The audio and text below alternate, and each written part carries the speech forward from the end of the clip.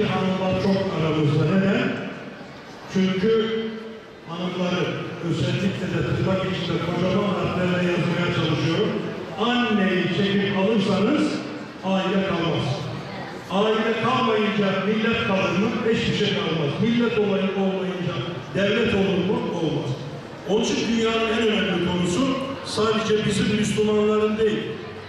Müslümanın, Hristiyanın, Yahudinin hepsinin derdi aile olmak ya da olamamak. Onun için en önemli bir konu evlilik anayasasının 1. maddesi evlilik nedir bilmek. Kalıbınıza karşılık kalıp aramayın.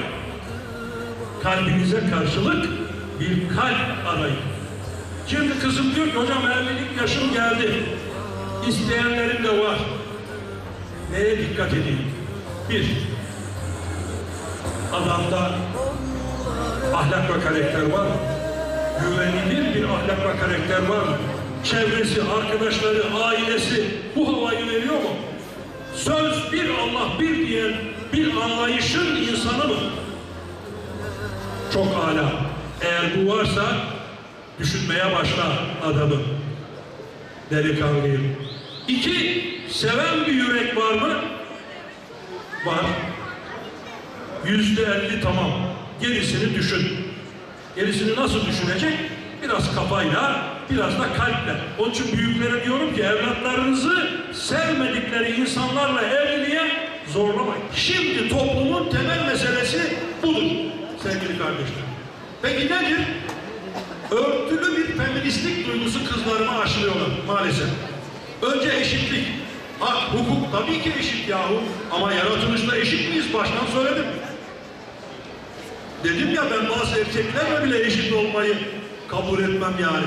Niye hanımlarla eşit olayım? Hanımlar niye benimle eşit olsunlar? Hanımların üstün olduğu yer var. Annelik şerefiyle şereflendiklerinde erkekleri yerine bırakır giderler. İkincisi olmayan birincidirler. Cennet ayaklarının altına serilmiş Efendimizin müjdesiyle. Ama erkeklerin de üstün olduğu yer var. Bilek, kas, kemik ayrı başka. Allah onları daha güçlü yaratmış. Çünkü yapacakları iş için o lazım. Spor yarışmalarında bile hanımları erkeklerle yarıştırmıyorlar. Doğrusu da bu. Orada kabul ediyorsun eşit yaratılmadığını da evlilikte niye iddiaya gireceksin? O zaman ne yapacağız? Üstün olduğumuz yeri bileceğiz.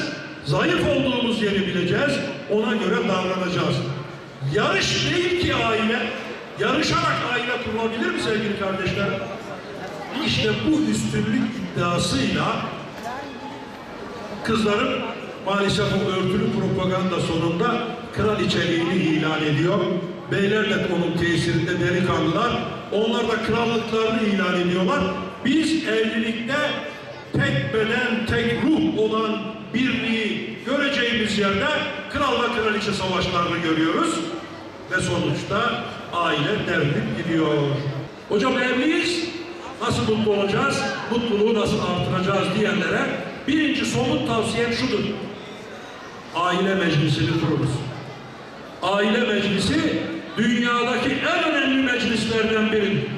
En önemli meclistir hatta biz söyleyeyim. Milletvekillerinin çoğunluk olduğu bir toplantıda da bunu söyledim. İtiraz yok. Onun için rahat söylüyorum, rahat yazıyorum. Türkiye Büyük Millet Meclisi'nden bile daha önemli meclis aile meclisi. Nedir o meclis sevgili gençler?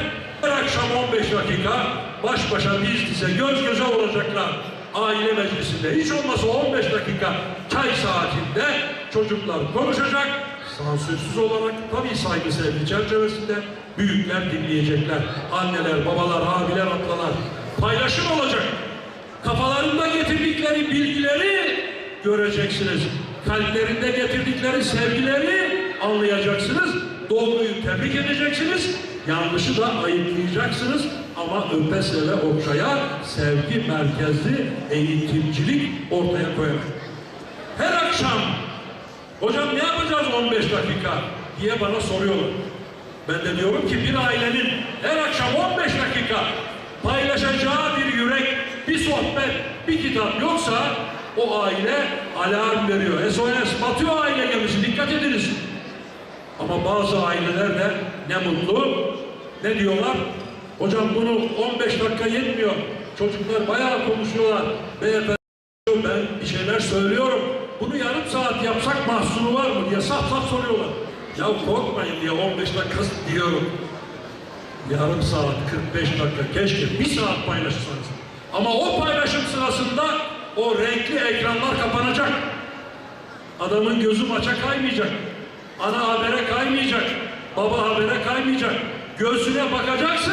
Gönlünü göre göre ciddiye ala ala şu kadarcığı bile dinleyeceksin.